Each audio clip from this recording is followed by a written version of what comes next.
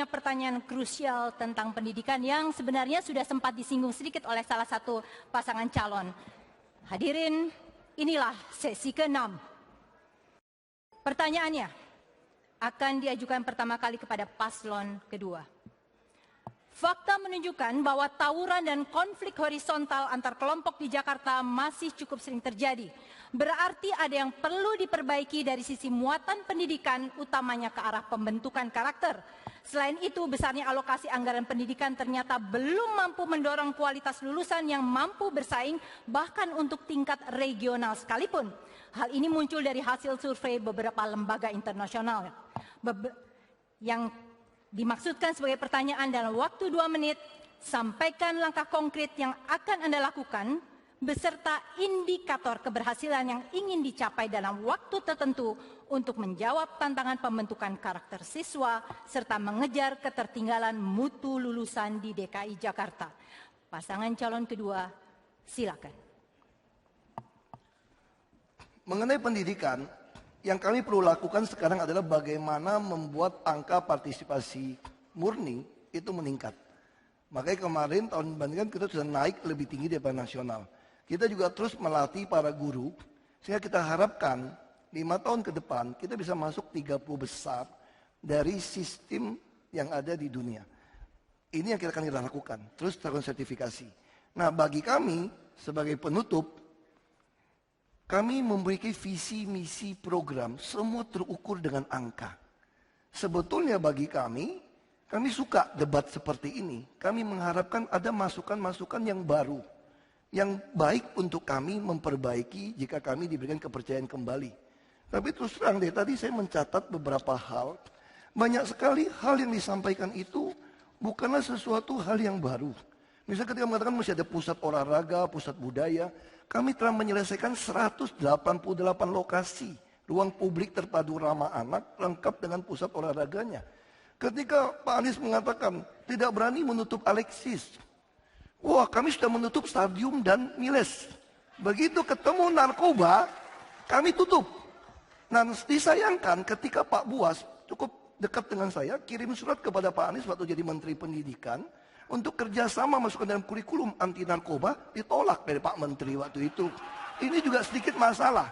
Nah, jadi bagi kami, tentu perjuangan kami jadi gubernur DKI itu bukan hafalan, bukan juga retorika. Ini membutuhkan visi misi yang terukur dan dikerjakan, diimplementasikan. Karena itu perjuangan kami ini belum selesai. Kami ikut ini untuk apa? Untuk minta izin kepada warga DKI supaya kami menyelesaikan perjuangan kami yang belum selesai ini. Baik, itu tadi jawaban dari paslon kedua. Dari pendukung paslon kedua, ingat kita masih punya kesempatan untuk paslon yang lain. Saya berikan kesempatan kepada paslon ketiga dalam waktu 2 menit. Sampaikan langkah konkret yang akan Anda lakukan beserta indikator keberhasilan yang ingin dicapai dalam waktu tertentu untuk menjawab tantangan pembentukan karakter serta mengejar ketertinggalan mutu lulusan di DKI Jakarta. Begitu kita berbicara mengenai meningkatkan mutu pendidikan, maka bukan hanya sekedar persekolahan. Tentu sekolah harus dibereskan. Tapi jangan lupa, visi menjadi penting. Tadi dikatakan visinya penting. Visinya bicara tentang, tadi saya catat, perut, otak, dan dompet. Di sana tak ada moral, di sana tak ada karakter, di sana tak ada nilai. Justru yang mau kita bangun adalah iman, takwa, akhlak. Karena yang dibutuhkan bagi masyarakat Indonesia adalah pendidikan yang menumbuhkan karakter moral dan karakter kinerja. Karakter moral artinya jujur, ikhlas, tuntas, beriman. Tetapi karakter kinerja, kerja keras, kerja tuntas. Pendidikan bukan sekedar penyiapan kepekerjaan. Pendidikan bukan sekedar angka partisipasi. Pendidikan adalah soal menumbuhkan akhlak, menumbuhkan karakter. Karena itu yang kita lakukan di sekolah akan ada program penumbuhan karakter. Tapi yang tidak kalah penting di lingkungan. Kita akan tetapkan lingkungan menjadi lingkungan belajar. Maghrib sampai Isya bagi yang muslim mengaji. Jam 7 sampai jam 9 kita akan gunakan menjadi jam belajar bagi seluruh peserta didik di Jakarta, anak-anak belajar. Dan kami akan undang para profesional, para mahasiswa. Mari turun ke kampung-kampung, jadilah saudara bagi adik-adikmu, bimbinglah mereka belajar di sore hari. Dan apa yang terjadi? Membangun karakter, membangun akhlak, bukan program. Membangun karakter menjadi gerakan. Sekota ini akan tumbuh karakternya, akan tumbuh menjadi kota di mana warganya merasakan kebahagiaan karena satu sama lain saling menunjukkan karakter yang mulia. Kepemimpinan tak hanya fokus pada material, tapi fokus pada moral bangsa. Pak Anies, waktu habis. Ya. Kini giliran kami berikan kepada paslon pertama dalam waktu 2 menit. Sampaikan langkah konkret yang akan dilakukan beserta indikator keberhasilan yang ingin dicapai dalam waktu tertentu guna menjawab tantangan pembentukan karakter serta mengejar ketertinggalan mutu lulusan di DKI Jakarta. Saya suka sekali pertanyaan ini. Bagaimana membangun karakter Jakarta, masyarakat Jakarta? Sebelum kita jauh berbicara tentang program, kurikulum, sekolah, pendidikan formal, terlebih dahulu lihatlah diri kita sendiri. Sebagai pemimpin harus bisa menunjukkan memiliki karakter yang baik, yang bisa menjadi contoh yang baik, menjaga harmoni, toleransi di atas perbedaan, menjaga persatuan tanpa harus menjadi homogen. Ini adalah kekuatan bangsa kita, ini adalah kekuatan Jakarta kita. Kita ingin menjadi kota, ingin menjadi bangsa yang benar-benar memiliki karakter yang kuat, karakter yang unik. Tidak harus kita serupa dengan karakter negara, bangsa, atau kota lain di dunia. Jakarta adalah Jakarta, dan disinilah kita ingin melalui pendidikan, melalui pemberdayaan komunitas, kita ingin terus membangun moralitas, akhlak, dan juga karakter manusia Jakarta yang semakin baik dan unggul. Ingat, abad 21 adalah abad yang ultra kompetitif. Kita tahu globalisasi, kemajuan teknologi, informasi, dan lain sebagainya meniscayakan warga Jakarta yang kompetitif, yang bisa beradaptasi dan bisa menghadapi berbagai tantangan. Tidak hanya di Jakarta, di nasional, tapi juga di kawasan Asia Tenggara, Pasifik, bahkan dunia. Kita bisa kalau kita berbuat yang terbaik. Dan sekali lagi ada goodwill dan contoh yang baik dari pemimpinnya. Bersama-sama kita bisa. Dan ini sekali lagi membutuhkan kesadaran dari semua pihak. Dan tadi ditanyakan parameter, indikatornya apa? Yang jelas negara kita adalah the third largest democracy in the world. Negara terbesar demokrasi ketiga setelah India dan Amerika Serikat. Yang jelas apabila warga kita benar-benar mematuhi demokrasi dan meyakinkan bahwa negeri ini panglimanya adalah hukum, bukan kekuasaan. Terima kasih. Pendukung Paslon 1 harap tenang.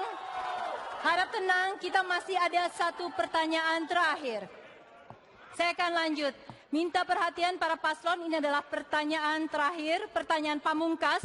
Harap tetap dijawab dengan konkret dan tidak normatif. Jawaban pertama saya berikan kesempatannya kepada paslon 3. Bapak-bapak dan ibu, semua paparan tadi pastinya untuk menunjukkan bahwa Anda adalah kandidat yang paling tepat memimpin Jakarta. Jika memang nanti Anda yang terpilih untuk menerima amanah selama 5 tahun, siapkah Anda untuk tidak tergiur tawaran ataupun bujukan maju menjadi capres atau cawapres di tahun 2019? 30 second, 30 detik untuk menjawab. Silakan paslon ketiga. Ketika kami mendapatkan tugas untuk menjadi calon gubernur di Jakarta, maka ini adalah amanat untuk dituntaskan. Dan amanat dari Bapak Prabowo, dari Bapak Sohibul Iman adalah memimpin Jakarta tuntas 5 tahun. Bukan sekedar memimpin barangnya, tapi membangun akhlak karakternya. Dan membuat Jakarta bersatu dalam kebinekaan. Itu yang menjadi amanat yang akan kita tuntaskan selama 5 tahun. Waktunya habis Pak Anies dan Pak Sandi. Baik, pertanyaan yang sama diajukan kepada paslon 1. Jika memang nanti Anda terpilih menerima amanah selama 5 tahun, siapkah Anda untuk tidak tergiur tawaran ataupun bujukan maju menjadi capres ataupun cawapres tahun 2019? Silahkan. Kami ada di sini untuk berkompetisi, mendapatkan kesempatan untuk membuktikan bahwa kami bisa memperjuangkan warga Jakarta. Inilah mengapa kita semua hadir di sini. Saya pikir sudah jelas, kami akan fokus dengan strategi untuk memenangkan Pilgub DKI Jakarta ini. Dan kami ingin sekali didengarkan oleh rakyat bahwa program-program yang kami tawarkan benar-benar akan menjadi solusi bagi masyarakat Jakarta secara keseluruhan. Terima kasih.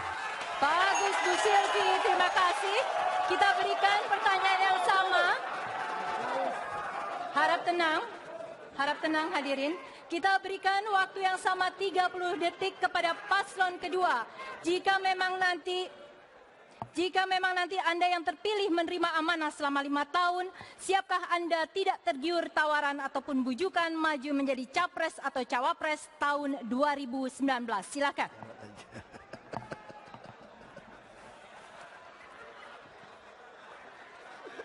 Jiwa raga kami, pikiran kami, kita curahkan untuk warga Jakarta. Kami adalah pelayan warga Jakarta. Dengan tulus kerja kami untuk Jakarta. Kita ingin menjadikan Jakarta atau ibu kota yang bisa dibanggakan oleh Republik ini, oleh anak negeri ini. Oleh karena itu, perjuangan belum selesai. Kami ingin 5 tahun lagi ngabdi untuk Jakarta. Waktunya habis Pak Jarod. Baik. Hadirin, inilah akhir dari seluruh debat perdana Pilkada DKI Jakarta memilih gubernur dan wakil gubernur. Kita tepuk tangan untuk semua paslon dan kita semua.